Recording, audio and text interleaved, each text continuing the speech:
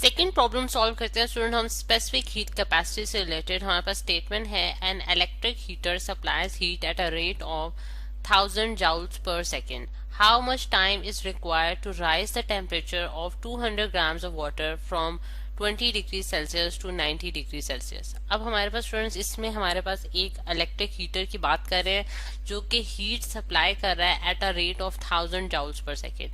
ठीक, और हमने टाइम फाइंड आउट करना है कि कितना टाइम रिक्वायर्ड होगा हमें कि हम उसके टेम्परेचर को जो है ऑफ वाटर राइज कर सकें 20 degree Celsius to 90 degree Celsius, और 200 ग्राम्स ऑफ हमारे पास वाटर है। यानी कि अगर हम इसका थोड़ा सा मैं इसको हम इमेजिन कर लेते हैं कि हमारे पास फॉर एग्जांपल ये मेरे पास स्टूडेंट्स एक इलेक्ट्रिक हीटर है, ठीक है, ये हमारे पास हीटर है, ठीक है, और उसके ऊपर मैंने एक जो है कंटेनर रखा है इस हीटर के ऊपर जो कि इन कांटेक्ट है इसके साथ, और उसमें मैंने जो है वाटर को फिल कर दिया, ठीक है, यानी कि इसके अंदर हमने वाटर जो है वो डाल दिया। सही है, ये हमारे पास वाटर है स्टूडेंट्स।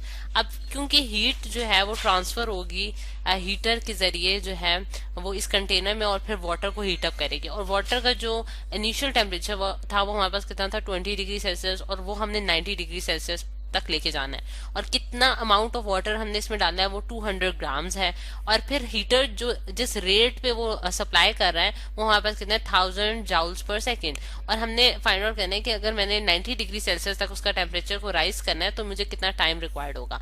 ठीक, तो अब स्टूडेंट्स ये सारी चीजें जो है हम डाटा में कलेक्ट कर लेते हैं कि हमारे पास क्या क्या चीजें हमें नोन है। हमारे पास हीट सप्लाई का रेट मालूम है हमें, ठीक है, यानी कि रेट जो कि हमारे पास टाइम पर यूनिट टाइम होगा, यहाँ मैं Q डिवाइडेड बाय T लिख देती हूँ। Q डिवाइडेड बाय T जो है वो हमारे पास कितना है 1000 joules per second, ठीक है। और टाइम हमने फाइंड आउट करना है, यानी कि T इसको हम T जो है इसको हम कोई नाम दे देते हैं T1 का, ठीक है, चले T1 का नाम, ये जस्ट सिंबल है, आप अपनी मर्जी से कोई भी इसकी जगह सब्सक्रिप्ट यूज कर सकते थे। T1 वो टाइम है जो कि हमें जो हमने फाइंड आउट करना है, जो कि हमें रिक्वायर्ड होगा कि हम इसके टेम्परेचर में इंक्रीज ला सके। मैथ्स हमें स्टूडेंट्स कितना है 200 ग्राम्स है, और फिर वाटर का इनिशियल टेम्परेचर जो था वो कितना था 20 डिग्री सेल्सियस, और उसका फाइनल टेम्परेचर जो हमने जहां तक हमने उसे लेके जाना है वो 90 डिग्री सेल्सियस तक होगा, ठीक है। अच्छा, अब सबसे पहले हम सेल्सियस को जो है वो हम केल्विन में कन्वर्ट कर लेंगे स्टूडेंट्स, क्योंकि हमारे पास केल्विन जो होता है वो हमारे पास ऐसा यूनिट होता है। तो ये हमारे पास 293 केल्विन बन जाएगा। 20 प्लस 273 और 90 प्लस 273 हम करेंगे तो हमारे पास क्या आंसर आएगा 363 केल्विन, ठीक है। ये हमने केल्विन में इसकी कन्वर्जन कर ली। और फिर ग्राम्स, क्योंकि हमारे पास ऐसा यूनिट नहीं है मैथ्स का, तो हमने उसको भी कन्वर्ट करना है, और हम जानते हैं कि हमारे पास 1 kg जो है स्टूडेंट्स वो 1000 ग्राम्स के बराबर होता है, 1000 ग्राम्स के। तो इसको आप डिवाइड करेंगे तो आपके पास क्या आंसर आएगा 0.2 kg, यानी कि 200 डिवाइड बाय 1000 करेंगे तो आपके पास kg में आंसर आ जाएगा, जो कि हमारे पास 0.2 kg आ रहा है। और ये हमारे पास ऑलरेडी ऐसे यूनिट में गिवन है, तो इस वजह से हमारी सारी क्वांटिटीज जो हैं वो कन्वर्ट हो गई हैं अब ऐसे यूनिट्स में। अब अगर हम देखें स्टूडेंट्स के हमने इसके लिए जो हमने एक स्पेसिफिक हीट कैपेसिटी का फॉर्मूला पढ़ा था स्टूडेंट्स, जो कि स्पेसिफिक कैपेसिटी हमारे पास वो मतलब कि जितनी हमें हीट रिक्वायर्ड होती है कि हम किसी भी जो सॉलिड है या लिक्विड है उसका टेम्परेचर राइज कर सकें 1 केल्विन तक, और हमारे पास जो मास है वो 1 kg हो, तो हमारे पास जो स्पेसिफिक कैपेसिटी का फॉर्मूला होता है वो C = delta Q divided bye M delta T होता है, ठीक है। और डेल्टा T जो है वो इसमें हमारे पास चेंज इन टेम्परेचर होगा। और अगर मैं डेल्टा Q यानी कि चेंज इन जो हीट सप्लाई है वो देखूं तो मेरे पास यहाँ इसको हम, क्योंकि हमारे पास Q अमाउंट ऑफ हीट हम सप्लाई कर रहे हैं तो हमारे पास क्या हो जाएगा CM डेल्टा T, ठीक है। यानी कि अगर Q अमाउंट ऑफ दी जाए मतलब कि हीट प्रोवाइड की जाए तो इस मास में डेल्टा T जो है वो टेम्परेचर चेंज आ सकता है, ठीक है। अब इस फॉर्मूला का मतलब हमने देख लिया। अब अगर हम देखें स्टूडेंट्स के हमारे पास Q डिवाइडेड बाय T जो कि हमें गिवन है वो हमारे पास क्या है कि हमारे पास हीट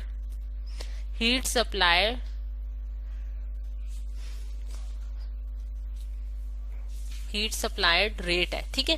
यानी कि किस रेट पे जो है वो हम हीट सप्लाई कर रहे हैं इसको, यानी कि इस कंटेनर को जो हम हीट सप्लाई कर रहे हैं उसका रेट क्या है हमारे पास, वो हमें स्टूडेंट्स गिवन है। वो हमारे पास कितना है, थाउजेंड जाउल्स पर सेकेंड। अब अगर हम देखें स्टूडेंट्स कि अगर मेरे पास ये रेट मुझे गिवन है, यानी कि जिस रेट पे आपको एक एक हीट जो है वो मिल रही है कॉन्टिन्यूसली पर सेकेंड के लिहाज से, तो अगर मैंने किसी टी टाइम पे, यानी कि किसी एक खास स्पेसिफिक टाइम पे मुझे वो हीट फाइंड आउट करनी होगी कि कितनी हीट जो है वो उस हीट मतलब कि उस कंटेनर तक ट्रांसफर हो जाएगी, तो मैं इसे क्या करूंगी कि मैं इसे टी से मल्टीप्लाई कर दूंगी। यानी कि अगर मैं हीट सप्लाइड फाइंड आउट करना चाहती हूँ एट टाइम टी, तो मैं क्या करूंगी स्टूडेंट्स, यहाँ अगर मैं लिखूं heat supplied at time T1, यानी कि T1 टाइम में कितनी हीट सप्लाई हो जाएगी, तो मैं किस तरह से फाइंड आउट कर सकती हूँ कि मैं इस रेट को मल्टीप्लाई कर दूंगी T1 के साथ। ठीक है, तो मुझे क्या पता चल जाएगा, heat supplied at time T1। ठीक है, तो ये इस तरीके से स्टूडेंट्स हम जो है वो heat supplied at time T1 find out कर सकते हैं, जो कि हम जो है मतलब कि अगर मुझे Q डिवाइड बाई T इस रेट का पता हो कि किस रेट पे हमारे पास हीट ट्रांसफर हो रही है, तो अगर मैं उसे T टाइम से मल्टीप्लाई कर दूंगी तो मुझे heat supplied at time T1 पता चल जाएगा। ठीक है, अब इसको यानी कि यहाँ ये जो स्टूडेंट्स Q है इसकी जगह मैं ये पूरी चीज डालूंगी, क्योंकि मुझे heat supply at time T1 जो है वो फाइंड आउट करना है। ठीक है, तो आप देख सकते हैं कि यहाँ बिल्कुल इसी चीज को मैं नेक्स्ट पेज पे यहाँ लिखूंगी। इसको यहाँ हम ट्रांसफर कर लेते हैं, यहाँ मैं लिख देती हूँ स्टूडेंट्स, यानी कि Q divided by T into T1 जो है वो हमारे पास किसके बराबर हो जाएगा, CM डेल्टा T। ठीक है, CM डेल्टा T के बराबर हो जाएगा। यहाँ C जो है उसको स्मॉल कर लेते हैं, ये हमारे पास स्पेसिफिक हीट कैपेसिटी का C है, ये C आ गया। ठीक है, CM डेल्टा T। अब स्टूडेंट्स हमने T1 फाइंड आउट करना है, तो T1 जो हम किस तरह से फाइंड आउट करना है, CM delta T whole divided by Q divided by T। अब मैंने Q डिवाइडेड बाय T की होल टर्म को जो है इस वाली जो है राइट साइड पे डिवाइड कर दिया है। इस पूरी टर्म को मैंने इस वजह से डिवाइड किया क्योंकि मुझे Q डिवाइडेड बाय T की वैल्यू गिवन है जो कि हमारे पास 1000 जाउल्स पर सेकेंड थी, इस वजह से मैंने इसको जो है वो इकट्ठा रहने दिया। और यहाँ जो है स्टूडेंट्स ये बाय मिस्टेक मैंने यहाँ स्मॉल टी डाल दिया है, यहाँ ये कैपिटल टी था। ठीक है, जो कि हमारे पास टेम्परेचर का है।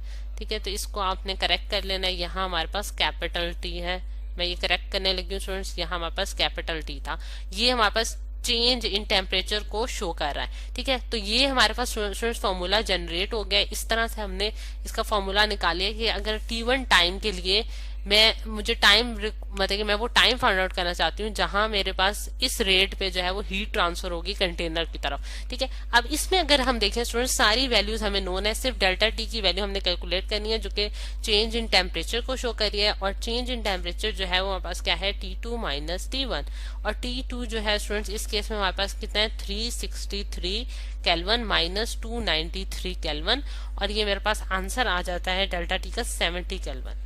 ठीक है, 70 केल्विन हमारे पास डेल्टा टी का आंसर आ गया। अब सारी वैल्यूज जो है वो हम फॉर्मूला में इनपुट करेंगे और आंसर को ग्रैप कर लेंगे।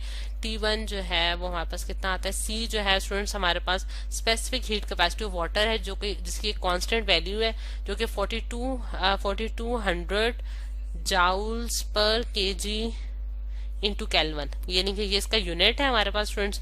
इसको आपने मल्टीप्लाई कर लेना है मैस के साथ जो कि हमारे पास 0.2 केजी है, और उसको आपने डेल्टा टी के साथ मल्टीप्लाई करना है जो कि 70 केल्विन है हमारे पास, और इसको होल डिवाइड कर देना है किसके साथ, 1000 के साथ।